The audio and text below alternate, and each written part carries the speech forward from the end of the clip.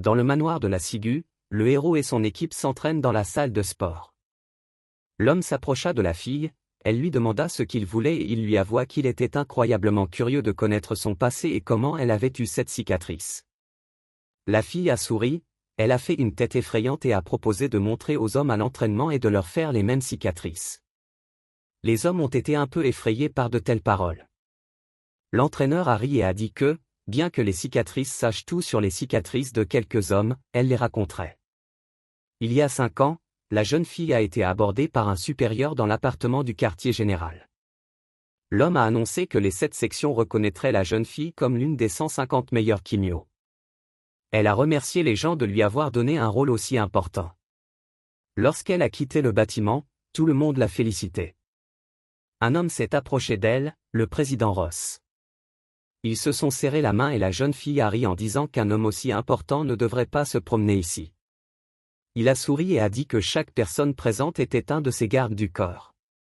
La jeune fille a été surprise par ces paroles et a regardé la mère avec le landau. L'enfant était comme un agent qui rapportait tous les faits et gestes de l'homme.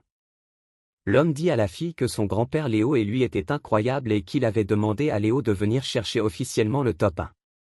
L'homme avoua tout de même qu'il n'était pas venu uniquement pour cela, mais pour parler du maintien de la paix entre les humains et les kimyo. L'homme a parlé de l'objet qui a obtenu le talent. Il montra Norojiri, un objet légendaire et secret des 5 épées célestes. Cette arme prend le contrôle de l'esprit des gens et tente de tuer n'importe quel maître puissant. L'homme lui demanda de prendre cette arme et de la sceller dans la poitrine de Pandore.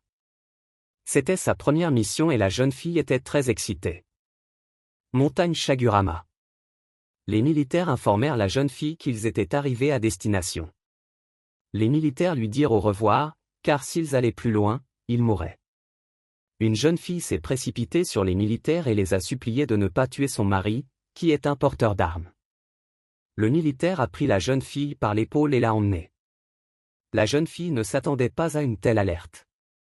La jeune fille a parlé de la boîte de Pandore, elle ne pouvait pas tout prendre, elle n'a donc pris que quelques armes. Elle s'enfonça dans la forêt, à la recherche du monstre, tout en pensant qu'il devait la trouver. Soudain, elle remarqua une image intéressante, une grotte dont l'entrée était surveillée par une énorme quantité d'armes. En regardant le mets, elle fut surprise de voir combien de personnes étaient tombées. Derrière elle, un homme a appelé le numéro 307. La jeune fille réagit instantanément, et l'homme répéta qu'elle serait déjà 308. La fille se demanda quel était le niveau de l'ennemi, car elle n'entendit même pas ses pas. L'ennemi commença à dire qu'il attendait la fille depuis longtemps pour prendre possession de son corps. La jeune fille fut surprise que l'objet soit capable de parler à travers le corps humain. L'ennemi continua son dialogue, il dit que personne ne pouvait les avoir. Il dit aussi qu'il a entendu parler de la jeune fille et de ses capacités par plusieurs personnes décédées ici. En pointant son épée sur la fille, l'ennemi sursaute et dit qu'il s'attendait à un vaisseau aussi puissant. La fille bloqua l'attaque et l'ennemi continua ses divagations. L'ennemi attaqua de nouveau et la fille bloqua l'attaque avec son bouclier. L'ennemi dit que la collection d'armes de la jeune fille ne l'aiderait pas. Ils continuèrent à se battre, l'ennemi tourna merveilleusement son arme et fit tomber des mains de la jeune fille la sienne. Elle se retrouva sans sa hache. L'ennemi donna un coup de pied que la jeune fille bloqua avec ses 2 mains. Malgré cela, elle fut projetée loin en arrière. La jeune fille fut surprise par la force de l'ennemi, mais se dit qu'il ne pouvait pas la détruire et lui mettre un couteau dans les mains. À sa grande surprise, l'ennemi était dans son dos et disait qu'il était plus rapide. La jeune fille a eu très peur. Pendant le combat, même au loin, on pouvait voir les dégâts qu'elle causait. Un soldat inquiet et la femme de cet homme regardaient. La fille, elle, s'est accroupie. Un sourire joueur se dessine sur son visage. Certes, la jambe de la jeune fille était perforée, mais c'était un petit problème. L'ennemi a dit à la fille de se rendre, car il ne voulait pas endommager davantage son corps. Finalement, l'ennemi changea d'avis et attaqua la fille avec sa capacité.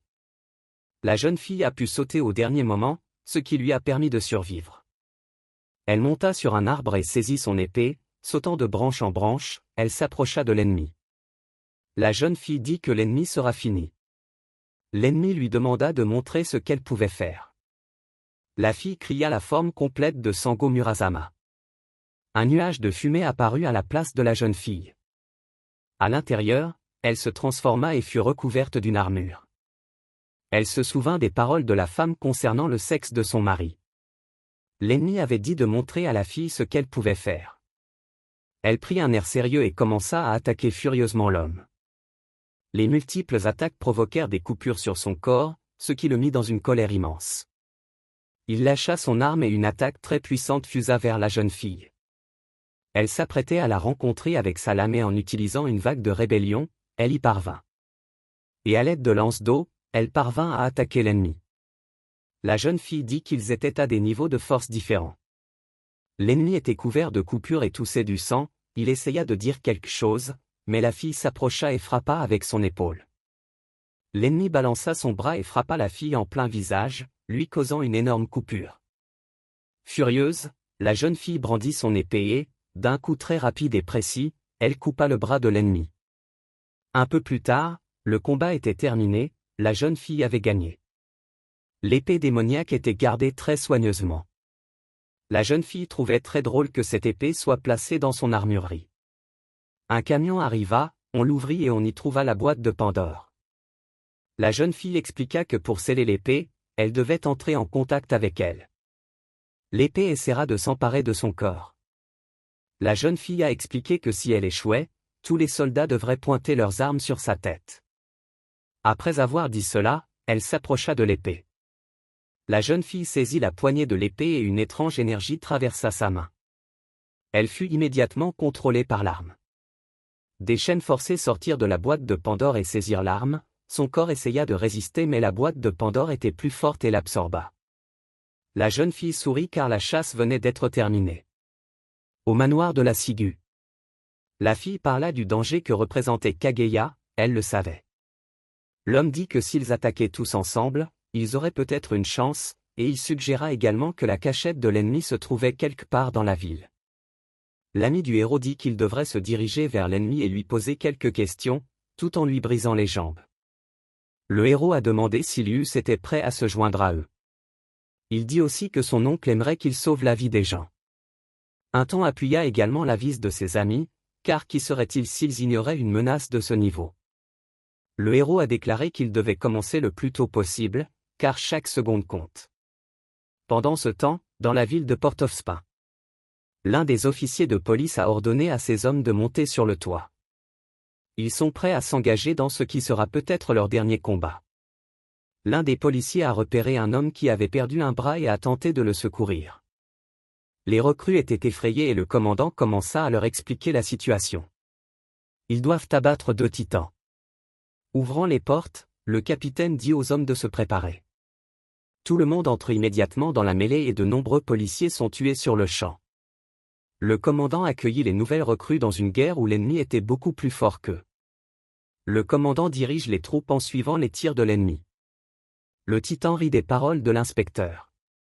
Les attaques ennemies tuent les soldats. De nombreuses personnes se sont envolées du toit du bâtiment et sont tombées tout en bas. L'ennemi disait que les humains n'étaient pas à la hauteur, que seul Kimio pouvait l'être. Le commandant ordonna de viser le titan qui parlait trop. À ce moment-là, sur un chantier abandonné, l'homme qui a tué le professeur du héros regardait les vidéos. Le neveu de cet ennemi a dit qu'il était prêt à rencontrer les autres par la force. L'autre subordonné a dit que l'activité des titans était la plus élevée au centre, et que c'était donc là que se trouvait leur base. Le neveu a dit qu'il fallait agir avant que les titans ne le fassent. À ce moment-là, l'homme s'est souvenu du combat contre les titans et a réfléchi profondément. À ce moment-là, l'homme recherché a commencé à parler à son contremaître. Le professeur a dit que même maintenant, Léo interférait avec leur plan, ou plutôt avec ses instructions. Le neveu a dit que cela l'énervait qu'il soit si facile à trouver. L'homme, quant à lui, a dit que le monde ne les avait pas vus depuis des mois, mais qu'il était temps. À ce moment-là, la fille a dit que Rokash n'était plus leur cible principale, parce que les titans étaient plus dangereux. Le héros avait déjà pris sa décision, il a dit qu'il se dirigeait vers la ville pour détruire tous les titans. Pendant ce temps, la police continuait le combat. Grâce à sa capacité, l'ennemi attaquait les gens et en jetait certains hors du bâtiment. L'inspecteur se tourna vers le soldat. Il ordonna que toutes les recrues soient éliminées, car toutes leurs tentatives avaient échoué. Le soldat serra les dents et cria que toutes les recrues étaient mortes depuis longtemps. L'inspecteur est très mécontent. Il a demandé au soldat s'il se souvenait de la façon dont il avait dirigé Kimio. Il prit un lance-roquette et le pointa sur les ennemis. Le titan n'est pas effrayé car il a confiance en sa défense. L'inspecteur ordonna à tout le monde de concentrer leurs tirs sur l'un des ennemis. Tout le monde commença à tirer sur les titans, qui durent se mettre sur la défensive. L'inspecteur chargea son arme et tira en disant que les ennemis allaient mourir. Le missile finit par toucher l'un des titans et le survivant devint furieux. Il s'en prend alors à l'inspecteur. Le soldat, qui était lui-même dans un état lamentable, demanda aux autres de protéger l'inspecteur et ils le couvrirent de leur corps. Ils disent à leur inspecteur de s'enfuir. Il voit ses camarades mourir. Il s'approcha de l'un d'eux et prit son bouclier. Il alla droit sur l'ennemi en lui disant qu'il s'était trompé. Le titan était sûr de sa victoire sur l'homme faible. Et l'inspecteur bloqua toutes les attaques du titan. L'ennemi était en colère contre l'inspecteur et contre tous les humains en général. Il continua à attaquer l'homme qui se défendait avec des boucliers. De nombreuses attaques volaient vers l'inspecteur et l'ennemi disait qu'il allait dominer le monde entier. Soudain, un coup de feu retentit, une balle atteignit l'épaule du titan. C'était un soldat qui, bien que couvert de fils, était capable de tirer. Le titan était en colère et a dit qu'il allait tuer l'enfant. Mais son regard changea radicalement lorsqu'il vit l'inspecteur en face de lui, prêt à l'attaque. L'homme frappa avec son bouclier, et sans s'arrêter, il lança une autre attaque directement à la gorge de l'ennemi. L'homme tomba un peu en arrière en crachant du sang. Il commença à injurier l'inspecteur, se plaça juste devant l'ennemi et s'assit sur lui. L'homme sortit un couteau, il le fit tourner sur un doigt, et le prit pour frapper. Il commença à taillader le titan, puis son attaque disparut et le soldat put s'en sortir. L'inspecteur était attristé que la victoire ait été si chèrement payée. Maison Rouge, maison du Parlement. L'une des personnes a annoncé qu'elle pouvait lever l'interdiction du Kimio. L'un des hommes politiques déclare que c'est vraiment trop et qu'il faut reconsidérer la question. Un autre politicien a déclaré que les talents devraient être contrôlés car ils perdent beaucoup de gens qui se battent contre des talents. Un homme, quant à lui, a déclaré qu'il ne gérait pas la situation correctement. D'autres ont demandé à Abel de s'expliquer davantage. Il a expliqué qu'en ce moment, ils devaient concentrer toute leur énergie sur la lutte contre les titans. La fille a dit qu'il serait inutile de rassembler les officiers au même endroit. Abel a répondu qu'ils allaient rassembler tous les Kimios. L'homme allait utiliser les titans comme moyen de défense contre les Kimios. Un autre homme a conseillé d'utiliser le stade, car tout le monde pouvait s'y installer. La jeune politicienne pensait que les propriétaires n'étaient pas d'accord. Abel expliqua qu'ils n'avaient pas le choix car ils assuraient leur sécurité. L'homme a commencé à faire un discours sur l'importance de cette décision. Après cela, les politiciens, un par un, ont commencé à le soutenir. Il a demandé à ce que le vote commence. À ce moment-là, dans le manoir, le héros se tenait au milieu du terrain d'entraînement. Il s'entraînait à utiliser son talent. Sheard donnait des coups de poing qui libéraient des flammes, ces coups de poing étaient remplis de talent. Il y avait une fille qui regardait tout cela. Le héros la remarqua et dit bonjour à Andrea. Le héros se demanda où étaient les autres, mais ils étaient malheureusement occupés à s'entraîner. L'entraîneur s'inquiétait de ce qui allait se passer lorsqu'ils allaient combattre le monstre. Le héros lui dit de croire en eux, car la jeune fille les avait entraînés du mieux qu'elle pouvait. La jeune fille commença à parler au héros de l'état d'Ilio. La jeune fille expliqua au héros qu'il avait déjà été dans cet état auparavant. Cet état pouvait être qualifié d'état d'attaque, mais il était difficile à contrôler. Le héros surpris à écouter, la fille a expliqué que maintenant la flamme du gars est loin d'être ce qu'elle pourrait être. La fille dit au héros de sauter dans l'abîme inconsciemment. Sheard ferma les yeux, une petite lumière commença à apparaître devant ses yeux, qui commença à se transformer en cygne. Le héros était couvert de feu et la fille lui disait de continuer. Le corps du héros exsudait une énorme quantité de feu qui remplissait tout autour de lui. La jeune fille continua à lui donner des instructions, se tenant à peine tranquille devant une telle puissance. Le héros remarqua que sa peau changeait. Sur tout son corps, la peau commençait à disparaître et la fille lui disait de continuer. Le bras du héros était presque entièrement dépourvu de peau. La fille sourit car Tchéard lui rappelle Léo. Le héros perdit la moitié de sa peau et s'arrêta. La fille s'inquiète de le voir s'arrêter à cause de la douleur. L'homme, quant à lui, pleura et déclara que Léo lui manquait, ce qui lui faisait très mal au cœur. La fille s'est mise à pleurer elle aussi. Le héros a avoué que Léo était son meilleur père et son meilleur mentor.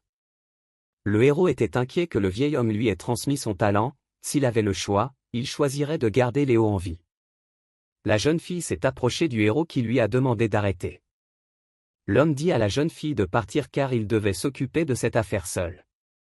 Mais la jeune fille a tendu la main et l'a posée sur le visage de l'homme. La fille, en pleurs, a dit qu'elle n'avait pas besoin de se décharger, car elle considère Léo comme le héros. Elle a dit que le choix de Léo était le meilleur de tous les choix possibles. Elle pense que le héros est le seul à pouvoir faire ce que Léo ne peut pas faire. La jeune fille dit que c'est à Tché que Léo a confié l'étincelle. Elle étreint le héros, qui s'inquiète. Il demanda si la fille avait été brûlée, et elle sourit en pleurant et dit que s'il survivait, elle lui raconterait tout. Le travail de l'équipe était dangereux, mais s'il ne le faisait pas, les conséquences seraient terribles.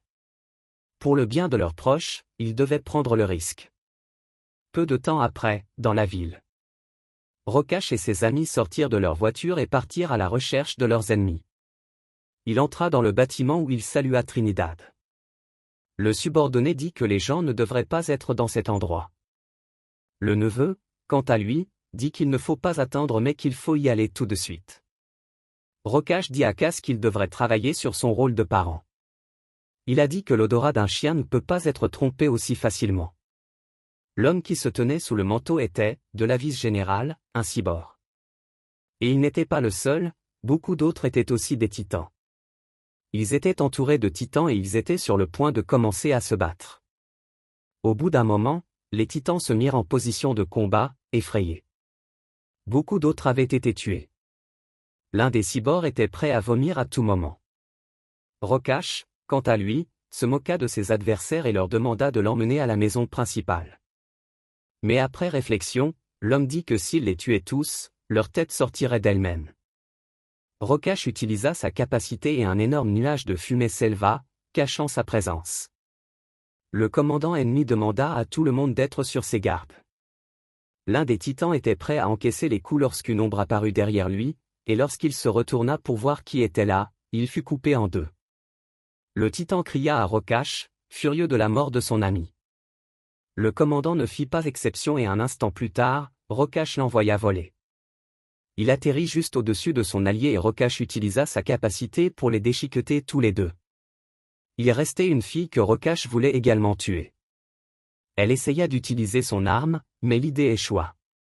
L'homme franchit le mur où d'autres ennemis l'attendaient. Il passa à travers et le commandant de ses ennemis lui demanda d'arrêter de parler. Rocache était content d'avoir trouvé le chef des titans. Le chef des ennemis ordonna qu'on lui apporte la tête de Rocache. Une multitude de titans partirent à l'assaut. Rocache remarqua la femme humaine et s'approcha d'elle, il lui dit avec un regard de pitié qu'il allait l'aider. Après avoir dit cela, il l'a attrapée et l'a jetée contre le mur, il ne restait plus rien de la jeune fille. Rocache était impatient de se battre et ordonna à ses adversaires d'attaquer. Le chef des titans devint un peu nerveux. Les nouvelles annonçaient que les forces des titans avaient lancé une attaque massive. À ce moment-là, la police annonça qu'une guerre contre les titans aurait lieu aujourd'hui. L'un des officiers de police a signalé que l'équipe était là. Elle a présenté le héros et son équipe comme les meilleures armes. La fille s'est approchée et a salué le professeur. Le policier commença les présentations en racontant ce qui se passait sur le champ de bataille. Le héros a demandé où se trouvait son inspecteur habituel. L'inspecteur est alors apparu et a dit au héros que sa femme ne pensait pas qu'il était vieux. Le policier portait un costume étrange et a dit qu'ils allaient bientôt déménager. Le héros fut surpris par ce que portait le policier. C'était une tenue de combat inspirée des titans. Le policier dit bonjour au maître. L'inspecteur dit que même si le prix était élevé, ils ont pu créer deux combinaisons. La jeune fille fut surprise car elle ne savait pas qui avait reçu le deuxième costume. Le deuxième propriétaire du costume apparut, à savoir le soldat qui avait survécu à la bataille contre les titans avec l'inspecteur. Il ouvrit une mallette dans laquelle se trouvaient des lances. L'homme a demandé si les gens savaient ce qu'il y avait de mieux à tuer des titans. Grâce à leur mort, ils obtiendraient des armes et de la technologie, c'est ainsi que les armes ont été créées. L'homme a commencé à annoncer le plan d'action. Un bataillon devait partir à la recherche d'humains, tandis que le second bataillon devait combattre les titans. La jeune fille dit à ses gars d'agir selon le plan et en cas de rencontre avec Kakaya de commencer le combat. Ils marchèrent dans les ruines, pensant au fait qu'il y avait peut-être des gens dans les décombres. Derrière eux, un homme prit la parole, accusant les gars de toujours faire des bêtises. En se retournant, les hommes virent Cass Santiago. Ash et Azam s'étaient portés volontaires pour s'occuper de l'ennemi tandis que les autres poursuivaient la mission. À ce moment-là, Anton était dans les airs, à la recherche de l'ennemi principal. Soudain, un coup de poing s'abattit sur Anton et il tomba du ciel au sol. L'homme a dit qu'il avait attiré son attention. L'adversaire d'Anton s'avéra être le garde du corps de Rokash, Jonel Honoré. Le héros et son ami partaient à la recherche de leur ennemi.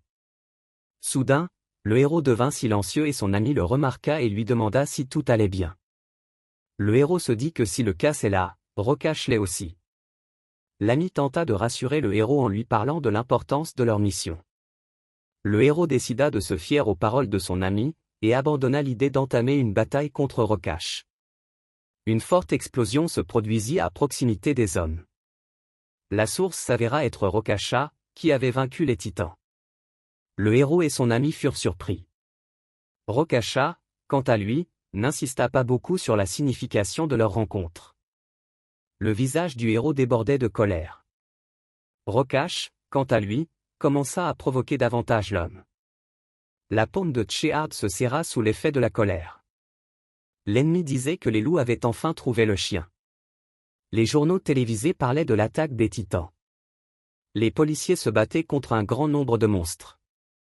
Les balles n'avaient pas beaucoup d'effet sur les titans. Mais il y avait une fille dans le combat qui utilisait ses pouvoirs pour s'occuper facilement des titans.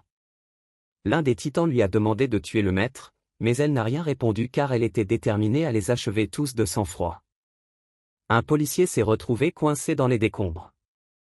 Les autres tentent de l'aider, mais une ombre gigantesque apparaît dans leur dos. En se retournant, ils virent un énorme titan qui courait vers eux. La jeune fille ordonne aux policiers de battre en retraite. Les gens concentrent tous leurs tirs sur le titan. Celui-ci utilise ses mécanismes pour bloquer facilement les balles. Les policiers ont tiré, mais le géant a frappé avec sa main, les tuant instantanément. La fille était furieuse que les gars ne se soient pas enfuis. Soudain, une lumière apparut sous la main du titan, qui fut lui aussi surpris. Lorsque le policier a remarqué ce que c'était, il a été très heureux, car c'est à cela que ressemblait l'espoir. La combinaison créée par la police était bien plus qu'une simple armure. Polovol avait sauvé des gens, et grâce à la combinaison, il avait pu arrêter l'attaque. Un fil vole près de la tête du monstre. C'est un vieil homme qui s'envole vers lui en disant à ses hommes de cacher toute leur peur. Il s'approcha du titan et donna un coup qui le déchira. Il ordonna à ses hommes de continuer à attaquer et de gagner à coup sûr. À ce moment-là, les amis du héros étaient prêts à se battre contre le neveu de Rokash. Ils demandèrent où se trouvait Rokash et l'homme répondit qu'il fallait le faire parler. L'homme rapide déclara que le combat allait commencer et l'ennemi remarqua que son adversaire était très émotif. L'ami lança un coup de pied, mais l'ennemi put l'esquiver. Il enchaîna avec quelques autres attaques instantanées de la main, que l'ennemi bloqua. L'ami du héros se mit à courir lorsqu'Ash entra dans la mêlée. Elle invoqua beaucoup de cendres ancestrales et dirigea une attaque vers l'ennemi. Ces derniers riaient du fait que les garçons pleuraient encore la mort de leur professeur. Speedy fut provoqué et il se dirigea vers l'ennemi pour l'attaquer, mais ce dernier le lut et lui donna un coup de pied. Après cela, l'allié dévia dans le mur. Ash entoura instantanément l'ennemi de cendres. Mais l'homme n'était pas si simple, il esquiva l'attaque. L'ennemi comprit le style de l'homme et dit qu'il était probablement faible en combat rapproché. Ash n'écouta pas l'ennemi et continua ses attaques. L'ennemi commença rapidement à se rapprocher de l'homme. À ce moment-là, Azam se rendit compte qu'il s'était cassé plusieurs côtes en recevant des coups. L'ennemi s'approcha du vrai et donna un coup, l'homme dévia en arrière pour éviter d'être touché, et le rapide revint au combat et tenta d'attaquer par derrière. Le combat se poursuivit, les deux hommes se livrant à un véritable assaut de coups de poing et de pied. Speedy comprit que s'il faisait une erreur, il était fini. Ash utilisa son attaque sur l'ennemi, une énorme patte essayant de s'abattre pour diluer l'ennemi. Celui-ci se retourna et remarqua le coup, ce qui fut l'occasion pour le rapide d'utiliser son atout. L'ennemi fut pris entre deux attaques puissantes, bien qu'il semblait être fini, il sourit, et utilisant l'art incendiaire ordonna au garçon de mourir. Après l'attaque ennemie, il y eut une explosion et de la poussière s'éleva. Ash sortit du nuage de poussière, suivi d'Azam. Réal demanda si son allié allait bien, il répondit qu'il vivrait. L'ennemi dit que puisqu'ils l'ont fait utiliser cette attaque, ils ont été bien entraînés. Ash réfléchit à ce qui venait de se passer. L'ennemi, quant à lui, déclara qu'il avait maintenant l'intention de montrer ses talents. Il y avait une étoile autour de son cou, il l'a tendue et l'a arrachée. Dans sa main se trouvait une étoile qui brillait. Son talent, c'est l'art incendiaire. À ce moment-là, Antof était prêt à se battre contre le garde du corps de Rokash, qui était d'un type très effrayant. Leur combat commença, Antof n'eut qu'à se défendre face à un demi-assaut d'attaque de l'ennemi. L'ennemi tenta de porter un coup puissant, mais le gars au dernier moment réussit à esquiver et il tenta de contre-attaquer, mais l'ennemi réussit à le bloquer avec ses lames. L'ennemi s'approcha d'Anton et leurs attaques s'entrechoquèrent.